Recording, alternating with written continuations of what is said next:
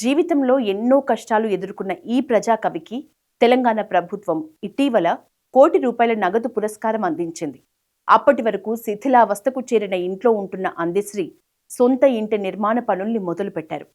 చనిపోయే ముందు రోజు అంటే ఆదివారం సాయంత్రం వరకు కూడా అందెశ్రీ ఆ నిర్మాణ భవనంలోనే ఉన్నట్లు కుటుంబ సభ్యులు చెప్తున్నారు.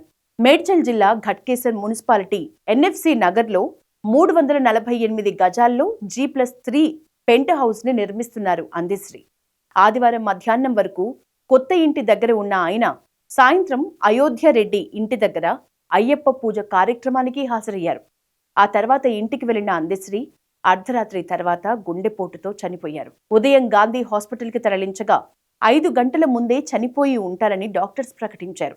ఎంతో ఇష్టంతో నిర్మించుకుంటున్న కలల సౌధం పూర్తి కాకముందే అందెశ్రీ చనిపోవటం ఆయన అభిమానుల్ని కలిచివేస్తోంది.